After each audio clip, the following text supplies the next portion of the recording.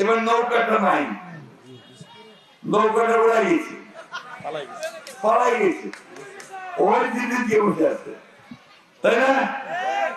তো এখন যারা দিল্লি থেকে পালাই গেছে তাদেরকে বহুবার বলছিলাম যে ভাই এত খারাপ কাজ করেন না, তাহলে পালা ভালো পথ খুঁজে পাবেন না।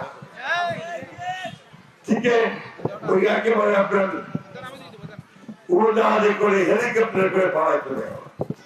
আর মাঝখান থেকে এইখানে আপনার ওদের যত লোকজন ছিল, কর্মী ছিল, নেতা ছিল, সবগুলোকে বিপদের মধ্যে ফেলে দিয়ে চলে গেল। এইরকম নেতা আমরা চাই না যে কর্মীকে ফেলে দিয়ে পালায়। সততা থাকলে দেশের উপকার হবে। সেই সময় কিন্তু খুব খারাপ সময় ছিল, পুরানো বড় যারা আছেন তারা জানেন।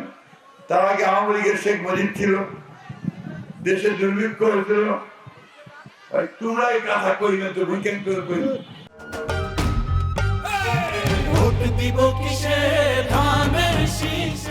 এখন দুর্ভিক্ষ হয়েছিল সময়, দুর্নীতি করছিল, মা প্লিজ, দুর্নীতিও করছিল সে সময়। দুর্ভিক্ষ মনে আছে আপনাদের লঙ্গরখানা করছিল, আপনারা সব ডাইন করে আপনার খুচুরি খেতে হচ্ছিল, বহু মানুষ এসে মারাও গিয়েছিল। ওদের ব্যর্থতার জন্য সেই দিন দেশটা ধ্বংস হয়ে গেছিল। কিস্তিতে আপনার এনজিওর কাছ থেকে ধার নেন, তাই না? টাকা নেন না, সময় মতো শোধ করা যায় না, আর তখন এনজিওর ভাইরা আসেন খালি চাপাচাপি করে, না পারলে মুরগিটা ছাগল ঢালে যায়। ঠিক কিনা বলেন? আমাদের তারেক সাহেব বলছে আমি মায়েদেরকে আর কষ্ট করতে দিব না, ওই এনজিওর যত সুদের টাকা আছে আমি নিয়ে নিবো, আমি পে করবো, আমার মায়েদেরকে ফ্রি করবো।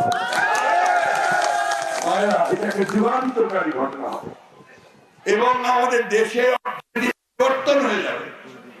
আমি যদি ঋণ মুক্ত হই তাহলে আমার চেয়ে ভালো অবস্থায় কেউ থাকবে?